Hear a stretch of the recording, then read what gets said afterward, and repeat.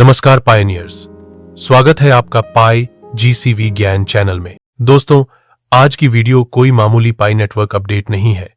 आज हम बात करने वाले हैं उस साल की जिसे दुनिया के कई बड़े क्रिप्टो रिसर्चर्स, ब्लॉकचेन एनालिस्ट्स और फाइनेंशियल इंस्टीट्यूशंस पाई नेटवर्क के लिए गेम चेंजर ईयर मान रहे हैं। जी हां, हम बात कर रहे हैं साल 2026 की। अब आप सोच रहे होंगे भाई, हर साल तो पाई नेटवर्क को लेकर कुछ न कुछ कहा जाता है, फिर 2026 ही इतना खास क्यों? तो दोस्तों, आज की इस वीडियो में हम बात करेंगे reports, code repository analysis, regulatory documents और टेक्निकल डेवलपमेंट्स के आधार पर, और वीडियो के अंत तक आप खुद डिसाइड कर पाएंगे कि पाई नेटवर्क 2026 में सिर्फ एक क्रिप्टो कॉइन रहेगा या फिर एक ग्लोबल डिजिटल इकोनॉमी का हिस्सा बनेगा। तो वीडियो को अंत तक जरूर देखना। चलिए अब बिना टाइम वेस्ट किए वीडियो शुरू करते हैं। पाई नेटवर्क आखिर 2026 में ही क्यों बदलने वाला है? दोस्तों, सबसे पहले हमें यह समझना होगा कि पाई नेटवर्क बाकी क्रिप्टो प्रोजेक्ट से अलग क्यों है। जब बिटकॉइन आया तो उसका मकसद सिर्फ एक डिजिटल करेंसी बनना था। जब इथेरियम आया तो उसका फोकस स्मार्ट कॉन्ट्रैक्ट्स पर था। लेकिन पाई नेटवर्क शुरू से ही एक इकोसिस्टम प्रोजेक्ट रहा है। मतलब सिर्फ कॉइन नहीं, बल्कि यूजर्स, एप्स, पेमेंट्स, गवर्नेंस और रेगुलेशंस सब कुछ साथ लेकर चलना। यही वजह है कि पाई नेटवर्क ने जल्दबाजी नहीं की। अब सवाल आता है 2026 ही क्यों? तो दोस्तों, इसका जवाब है रेगुलेशन, टेक्नोलॉजी और अडॉप्शन। तीनों चीजें 2026 में एक साथ कन्वर्ज हो रही हैं। अब दोस्तों, बात करते हैं माइका कंप्लायंस क्या है और पाई नेटवर्क के लिए क्यों ऐतिहासिक है। अब यहां पर बहुत ध्यान से समझना। मीका यानी क्रिप्टो एसेट्स विनियमन में बाजार, ये कोई छोटा मोटा नियम नहीं है। ये यूरोपीय संघ का सबसे सख्त क्रिप्टो कानून है। मीका अनुपालन का मतलब है कि आपका क्रिप्टो प्रोजेक्ट पूरी तरह से कानूनी ढांचे के तहत काम कर रहा है। अब सवाल इसमें क्या क्या आता है? सबसे पहले केवाईसी और एएमएल यानी अपने ग्राहक को जानो। एंटी मनी लॉन्ड्रिंग पाई नेटवर्क ने शुरुआत से ही केवाईसी को अनिवार्य बनाया। लोगों ने उस समय इसे क्रिटिसाइज किया, लेकिन आज वही चीज पाई नेटवर्क की सबसे बड़ी ताकत बन रही है। दूसरी बड़ी बात, आईएसओ 20022 सर्टिफिकेशन। अब ये बहुत तकनीकी शब्द है, लेकिन मैं इसे आसान भाषा में समझाता हूं।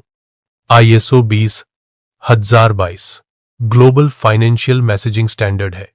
मतलब bank, payment network, central bank, digital currency सब इसी स्टैंडर्ड को फॉलो कर रहे हैं।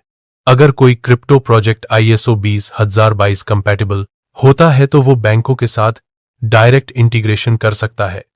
और रिपोर्ट्स के अनुसार पाई नेटवर्क ने इस स्टैंडर्ड के साथ अपने भुगतान आर्किटेक्चर को संरेखित कर लिया है। यही वजह है कि पाई नेटवर्क को फ्यूचर रेडी क्रिप्टो कहा जा रहा है। पाई नेटवर्क का ड्यूल वैल्यू सिस्टम सबसे ज्यादा गलत समझा जाने वाला कॉन्सेप्ट है। अब दोस्तों, यहां पर आते हैं सबसे विवादास्पद और शक्तिशाली कॉन्सेप्ट पर, ड्यूल वैल्यू प्राइसिंग सिस्टम। बहुत से लोग पूछते हैं पाई कॉइन का मूल्य क्या होगा, लेकिन असल सवाल यह नहीं है। असल सवाल है पाई नेटवर्क मूल्य को कैसे नियंत्रित करेगा। रिपोर्ट्स के अनुसार पाई नेटवर्क दो अलग अलग मूल्य पर काम कर रहा है। पहली, आंतरिक जीसीवी यानी ग्लोबल कंसेंसस वैल्यू। अब इसे ध्यान से समझिए। यह मूल्य सिर्फ पाई इकोसिस्टम के अंदर काम करेगी। मतलब पाई एप्स, पाई मर्चेंट्स, पाई मार्केटप्लेस, इस मूल्य को बाहरी एक्सचेंजों की अस्थिरता से अलग रखा जाएगा। इसके पीछे कारण है इकोसिस्टम स्थिरता। अब दूसरा लेयर, बाहरी बाजार मूल्य। ये वो मूल्य होगा जो एक्सचेंजों पर डिमांड और सप्लाई से बनेगा, लेकिन यह आंतरिक अर्थव्यवस्था को प्रभावित नहीं करेगा। और यहीं पर पाई नेटवर्क बाकी परियोजनाओं से अलग हो जाता है। रिपोर्ट्स के अनुसार आंतरिक जीसीवी को एआई स्थिरीकरण एल्गोरिदम से प्रबंधित किया जाएगा। मतलब स्वचालित प्रणाली जो मुद्रास्फीति, अपस्फीति और हेरफेर से पारिस्थितिकी तंत्र को बचाएगा। पाई नेटवर्क 2026 टाइमलाइन चलते हैं। सबसे दिलचस्प हिस्से पर 2026 का रणनीतिक टाइमलाइन। पहला चरण केक 2026। इस चरण में क्रॉस चेन ब्रिज सक्रिय होने की बात सामने आई है। मतलब पाई नेटवर्क दूसरे ब्लॉकचेन नेटवर्क से कनेक्ट करेगा। साथ ही डाउ गवर्नेंस लॉन्च होने की बात है, यानी सामुदायिक संचालित निर्णय लेना। अब की 2026 इस चरण में उपयोगिता विस्फोट होने वाला है। NFT marketplace, gaming platform, global merchant program, मतलब पाई कॉइन सिर्फ होल्ड करने की चीज नहीं रहेगी, बल्कि इस्तेमाल करने की चीज बनेगी। और फिर आता है सबसे बड़ा phase, Q3 2026, target full open mainnet launch, यानी फाइनल रिस्ट्रिक्शंस हटाना, नेटवर्क को पूरी दुनिया के लिए ओपन करना। लेकिन दोस्तों, ये लॉन्च अचानक नहीं होगा। इसके पीछे बहुत बड़ा ग्राउंडवर्क अभी से चल रहा है। मोबाइल माइनिंग से रियल यूटिलिटी तक का सफर। दोस्तों, बहुत से लोग आज भी पाई नेटवर्क को मोबाइल माइनिंग ऐप कहकर नजरअंदाज कर देते हैं, लेकिन सच्चाई ये है, मोबाइल माइनिंग सिर्फ एंट्री पॉइंट था। असल गेम अब शुरू हो रहा है। सोचिए, अगर पाई नेटवर्क ने शुरुआत में ही कॉम्प्लेक्स ब्लॉकचेन बना दिया होता तो क्या 35 मिलियन यूजर्स जुड़ पाते? नहीं। पाई नेटवर्क ने पहले ट्रस्ट बनाया, कम्युनिटी बनाई और अब टेक्नोलॉजी अपग्रेड कर रहा है। 2026 में मोबाइल माइनिंग प्रैक्टिकली बैकग्राउंड में चला जाएगा और सामने आएगा real use case, smart contracts. Pi Network का असली हथियार। अब स्मार्ट कॉन्ट्रैक्ट्स की बात करते हैं। स्मार्ट कॉन्ट्रैक्ट मतलब ऐसा डिजिटल एग्रीमेंट जिसमें बीच में किसी इंसान की जरूरत नहीं। अगर कंडीशन पूरी तो पेमेंट ऑटोमेटिक। अब सवाल, पाई नेटवर्क को स्मार्ट कॉन्ट्रैक्ट्स की जरूरत क्यों? क्योंकि apps, games, NFT, merchants, governance, सब कुछ स्मार्ट कॉन्ट्रैक्ट्स पर चलता है। रिपोर्ट्स के अनुसार पाई नेटवर्क का smart contract architecture energy efficient बनाया गया है। मतलब एथेरियम जैसा भारी गैस सिस्टम नहीं, बल्कि low cost, high speed, eco friendly. यही वजह है कि डेवलपर्स पाई इकोसिस्टम की तरफ आकर्षित हो रहे हैं। क्वांटम रेजिस्टेंट सिक्योरिटी, भविष्य की तैयारी। अब यहां पर एक बहुत उन्नत विषय आता है, क्वांटम प्रतिरोधी सुरक्षा। आपने क्वांटम कंप्यूटर का नाम सुना होगा। भविष्य में क्वांटम कंप्यूटर आज की एन्क्रिप्शन तोड़ सकते हैं। मतलब आज जो ब्लॉकचेन सुरक्षित है वो कल असुरक्षित हो सकती है, लेकिन पाई नेटवर्क इस खतरे को अभी से संबोधित कर रहा है। रिपोर्ट्स के अनुसार पाई नेटवर्क क्वांटम प्रतिरोधी क्रिप्टोग्राफी पर काम कर रहा है। मतलब ऐसी सुरक्षा जो भविष्य के क्वांटम हमलों से भी सुरक्षित रहे। ये सोच बताती है कि पाई नेटवर्क अल्पकालिक नहीं, दीर्घकालिक वैश्विक बुनियादी ढांचा बनना चाहता है। 35 मिलियन उपयोगकर्ता, सबसे बड़ा एसेट। अब दोस्तों, सबसे शक्तिशाली बिंदु, उपयोगकर्ता आधार। आज दुनिया में ऐसे कितने क्रिप्टो प्रोजेक्ट हैं जिनके पास 35 मिलियन सत्यापित उपयोगकर्ता हों? बहुत कम। पाई नेटवर्क की सबसे बड़ी ताकत कॉइन नहीं, समुदाय है। अब सोचिए, अगर इन 35 मिलियन उपयोगकर्ताओं में से सिर्फ 10% भी दैनिक पाई इकोसिस्टम का उपयोग करें, तो डिमांड, यूटिलिटी, वैल्यू सब कुछ ऑर्गेनिकली क्रिएट होगा। यही कारण है कि पाई नेटवर्क एक्सचेंज लिस्टिंग से ज्यादा इकोसिस्टम बिल्डिंग पर फोकस कर रहा है। पाई नेटवर्क इकोनॉमी कैसे काम करेगी? अब इसे बहुत ध्यान से समझिए, क्योंकि यहां पर लोग सबसे ज्यादा कंफ्यूज होते हैं। पाई नेटवर्क अर्थव्यवस्था पारंपरिक क्रिप्टो अर्थव्यवस्था जैसी नहीं होगी। यहां कॉइन जमा करने से ज्यादा कॉइन के प्रचलन पर जोर है। व्यापारी, सेवाएं, एप्स, गेम्स, हर जगह पाई कॉइन प्रवाहित होगा। आंतरिक जीसीवी इकोसिस्टम स्थिरता बनाए रखेगा।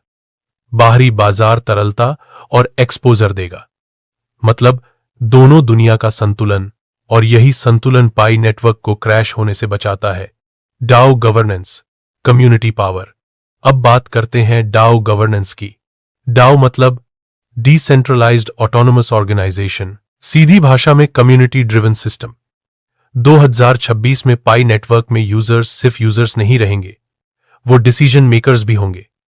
मतलब पॉलिसी, इकोसिस्टम, नियम, भविष्य के उन्नयन, सब में समुदाय का वोट होगा। यह चीज ट्रस्ट को एक्सपोनेंशियल लेवल पर बढ़ा देती है। अब दोस्तों, अगर आप यहां तक वीडियो देख रहे हैं तो कमेंट में जरूर लिखिए, आप पाई नेटवर्क को भविष्य भुगतान प्रणाली मानते हैं या सिर्फ क्रिप्टो कॉइन, क्योंकि आगे हम सबसे बड़ा सवाल उठाने वाले हैं। पाई कॉइन कैसे इंस्टीट्यूशनल इकोनॉमिक स्टैंडर्ड्स को पूरा करता है। हम बात करेंगे उस शब्द की जो आने वाले समय में पाई नेटवर्क को गेम चेंजर बना सकता है, और वह शब्द है कोलैटरल। अब आप सोच रहे होंगे, कोलैटरल तो बैंक में होता है, घर गिरवी रखना, जमीन गिरवी रखना, गोल्ड लोन। तो पाई नेटवर्क में कोलैटरल कहां से आ गया? कोलैटरल आखिर होता क्या है? दोस्तों, फाइनेंस की दुनिया में कोलैटरल का मतलब होता है गारंटी। जब कोई इंस्टीट्यूशन, कोई बैंक, कोई फाइनेंशियल सिस्टम आपको पैसा देता है तो वह सिर्फ भरोसे पर नहीं देता। वह कहता है अगर आप पैसा वापस नहीं कर पाए तो हमारे पास एक ऐसी चीज होनी चाहिए जिसकी वैल्यू साबित की जा सके, जिसकी ऑडिट हो सके, जिसकी कीमत पर बहस न हो। उसी चीज को कहा जाता है कोलैटरल। अब यही कॉन्सेप्ट जब वेब3 ब्लॉकचेन और डिजिटल फाइनेंस में आता है तो सवाल और भी सख्त हो जाते हैं, क्योंकि यहां कोई कागज नहीं, कोई फिजिकल एसेट नहीं, सब कुछ डिजिटल है। इसलिए इंस्टीट्यूशनल सिस्टम बहुत कठिन सवाल पूछता है। इंस्टीट्यूशनल इकोनॉमिक सवाल क्या होते हैं? अगर किसी डिजिटल एसेट को कोलैटरल बनना है तो उसे 4 सवालों का जवाब देना होगा। पहला सवाल, क्या यह एसेट एक वैध और वेरीफाइबल सोर्स से बना है? दूसरा सवाल, क्या यह एसेट स्पेकुलेशन और प्राइस मैनिपुलेशन से मुक्त है? तीसरा सवाल, क्या हर इंसान, हर इंस्टीट्यूशन इसे एक ही नियम से ऑडिट कर सकता है? चौथा सवाल, क्या इसके रिजल्ट फाइनल है, नॉन नेगोशिएबल है? अब दोस्तों, यहीं से पाई नेटवर्क की असली कहानी शुरू होती है। पाई कॉइन की वैध उत्पत्ति। आइए पहले सवाल से शुरू करते हैं, क्या पाई कॉइन एक वैध और वेरीफाइबल सोर्स से बना है? दोस्तों, यह सबसे बेसिक लेकिन सबसे महत्वपूर्ण सवाल है, क्योंकि अगर किसी एसेट की उत्पत्ति पर ही शक है तो वह कभी भी कोलैटरल नहीं बन सकता। पाई कॉइन किसी प्राइवेट कंपनी ने मन से नहीं बनाए, किसी व्हेल ने प्री माइन नहीं किया, किसी एक्सचेंज ने लॉन्च नहीं किया। पाई कॉइन ब्लॉकचेन प्रोटोकॉल के तहत डिस्ट्रीब्यूटेड कंसेंसस के साथ नेटवर्क पार्टिसिपेशन से बना है। हर एक पाई कॉइन किसने माइन किया, कब माइन किया, किस रूल के तहत माइन किया, यह सब लेजर में रिकॉर्ड है। यह कोई कहानी नहीं, यह टेक्निकल फैक्ट है। इसीलिए इंस्टीट्यूशनल लेवल पर इसे कहा जाता है वेरीफाइबल। ओरिजिन वेरिफिकेशन क्यों इतना जरूरी है? अब आप पूछेंगे, भाई हमें तो पाई मिल गया, वेरिफिकेशन से क्या फर्क पड़ता है? दोस्तों, फर्क बहुत बड़ा है। जब कोई बैंक, कोई अकाउंटिंग सिस्टम, कोई इंटरनेशनल फाइनेंशियल बॉडी किसी एसेट को बैलेंस शीट में डालती है तो वह पहले यह देखती है क्या इसका सोर्स डॉक्यूमेंटेड है। पाई नेटवर्क का ब्लॉकचेन हर पाई कॉइन का जन्म प्रमाण पत्र है।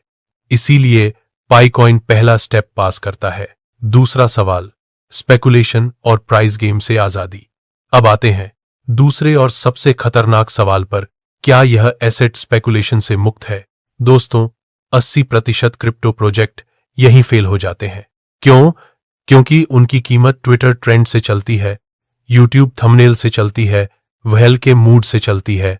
इंस्टीट्यूशन ऐसे एसेट को कोलैटरल नहीं मानता, क्योंकि आज कीमत कुछ कल कुछ। अब पाई नेटवर्क ने यहां एक बहुत अलग रास्ता अपनाया। पाई कॉइन को खुला एक्सचेंज स्पेकुलेशन नहीं दिया गया। पहले इकोसिस्टम, फिर यूटिलिटी, फिर वैल्यू। यह सीक्वेंस इकोनॉमिक बुक्स में लिखा हुआ है। स्टेबल डिजाइन का मतलब, यहां मैं एक जरूरी बात साफ कर दूं। स्टेबल का मतलब यह नहीं कि कीमत हिलेगी नहीं। स्टेबल का मतलब है कीमत का आधार।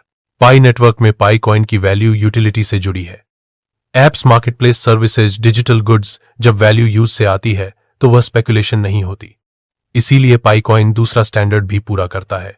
तीसरा सवाल, क्या हर कोई इसे एक ही नियम से ऑडिट कर सकता है?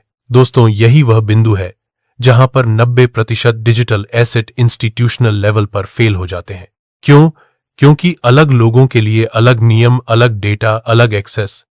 लेकिन इंस्टीट्यूशन ऐसा सिस्टम स्वीकार ही नहीं करता। ऑडिटेबिलिटी का असली मतलब आसान भाषा में समझते हैं। ऑडिटेबिलिटी का मतलब ये नहीं कि सिर्फ डेवलपर देख सकता है। ऑडिटेबिलिटी का मतलब है अगर दुनिया के दो अलग कोनों में बैठे दो अलग इंस्टीट्यूशन एक ही डेटा देखें तो रिजल्ट बिल्कुल एक जैसा निकले, ना कम ना ज्यादा। यही होता है यूनिफॉर्म ऑडिट। पाई नेटवर्क में ऑडिट कैसे होती है? पाई नेटवर्क का ब्लॉकचेन एक पब्लिक लेजर पर आधारित है। इसका मतलब कोई सीक्रेट बुक नहीं, कोई प्राइवेट एंट्री नहीं, कोई छुपा हुआ डेटा नहीं। हर ट्रांजैक्शन, हर बैलेंस, हर मूवमेंट एक ही नियम से रिकॉर्ड होता है। चाहे आप एक पायनियर हो, एक डेवलपर हो या एक इंटरनेशनल फाइनेंशियल इंस्टीट्यूशन, सबके लिए रूल एक। क्यों इंस्टीट्यूशन को यह पसंद आता है? दोस्तों, बैंक, फंड, ऑडिटर, सरकारें, इन सबके लिए सबसे बड़ा डर होता है डबल स्टैंडर्ड। अगर एक ही एसेट दो अलग रिपोर्ट दे तो सिस्टम टूट जाता है। पाई नेटवर्क का लेजर इस डर को खत्म करता है। यही कारण है कि पाई कॉइन तीसरा कोलैटरल स्टैंडर्ड भी पास करता है। चौथा सवाल, क्या रिजल्ट फाइनल है? नॉन नेगोशिएबल है। अब हम आते हैं सबसे आखिरी और सबसे निर्णायक सवाल पर। दोस्तों, फाइनेंस में सबसे खतरनाक शब्द होता है रिवर्सल। अगर कोई ट्रांजैक्शन बाद में बदला जा सकता है तो वह सिस्टम कोलैटरल के लायक नहीं होता। फाइनैलिटी क्यों जरूरी है? मान लीजिए एक इंस्टीट्यूशन पाई कॉइन को कोलैटरल मानकर लोन देता है और कुछ समय बाद कोई कह दे यह ट्रांजैक्शन वैध नहीं थी, तो पूरा सिस्टम ध्वस्त। इसीलिए फाइनलिटी एक नॉन नेगोशिएबल नियम है। पाई नेटवर्क में फाइनैलिटी कैसे मिलती है? पाई नेटवर्क का कंसेंसस मैकेनिज्म यह सुनिश्चित करता है कि एक बार ट्रांजैक्शन वैलिड हो गई तो वह पत्थर की लकीर बन जाती है। ना कोई बदल सकता है, ना कोई मिटा सकता है। यह सिर्फ टेक्नोलॉजी नहीं, यह इकोनॉमिक गारंटी है। यहीं से पाई कॉइन बनता है कोलैटरल। अब दोस्तों, चारों सवालों को एक साथ जोड़िए। वैध उत्पत्ति, स्पेकुलेशन से दूरी, यूनिफॉर्म ऑडिट, फाइनल रिजल्ट। जब कोई एसेट ये चारों टेस्ट पास कर ले तो वह सिर्फ क्रिप्टो नहीं रहता, वह फाइनेंशियल इंस्ट्रूमेंट बन जाता है। Pi Nexus autonomous banking network ABN की भूमिका। अब एक बहुत जरूरी बात, पाई नेटवर्क सिर्फ आज की बात नहीं कर रहा, यह आने वाले ऑटोनोमस बैंकिंग सिस्टम की तैयारी कर रहा है। एबीएन यानी पाई नेक्सस ऑटोनोमस बैंकिंग नेटवर्क। यह सिस्टम कोलैटरल के बिना कभी संभव नहीं और यहां पाई कॉइन सेंटर में खड़ा होता है। दोस्तों, अब ध्यान से सुनिए। कोलैटरलाइज्ड पाई कॉइन का मतलब है decentralised lending, automated settlement, tokenised asset, cross chain finance. यह सब तभी संभव है जब आधार मजबूत हो। अब सवाल आता है, हमारे लिए क्या? दोस्तों, आप सिर्फ कॉइन होल्ड नहीं कर रहे, आप एक इकोनॉमिक सिस्टम का हिस्सा हैं। एक ऐसा सिस्टम जो कम्युनिटी विश्वास से नहीं, इकोनॉमिक लॉजिक से चलता है। हम बात करेंगे क्यों पाई कॉइन कम्युनिटी वैल्यू से ऊपर इंस्टीट्यूशनल वैल्यू बन रहा है। एबीएन में collateral flow, real world use case और ग्लोबल फाइनेंशियल सिस्टम से कनेक्शन। पाई नेटवर्क किसी कॉइन को पॉपुलर बनाने की रेस में नहीं है। पाई नेटवर्क किसी एक्सचेंज लिस्टिंग की जल्दी में नहीं है। पाई नेटवर्क एक ऐसी इकोनॉमिक नींव तैयार कर रहा है जिस पर भविष्य का फाइनेंस खड़ा हो सके। और यही फर्क है कम्युनिटी वैल्यू और इंस्टीट्यूशनल वैल्यू में। कम्युनिटी वैल्यू क्या होती है? दोस्तों, कम्युनिटी वैल्यू भावनाओं से बनती है। लोग मानते हैं, लोग भरोसा करते हैं, लोग उम्मीद करते हैं। यह गलत नहीं है, लेकिन यह अधूरी है, क्योंकि इंस्टीट्यूशन भावना पर पैसा नहीं लगाते, वे नियम पर लगाते हैं। इंस्टीट्यूशनल वैल्यू क्या होती है? इंस्टीट्यूशनल वैल्यू सिस्टम से बनती है, जहां हर चीज का जवाब हो, हर सवाल का डेटा हो, हर रिस्क का कैलकुलेशन हो। और यही वह जगह है जहां पाई कॉइन एक नया रूप लेता है।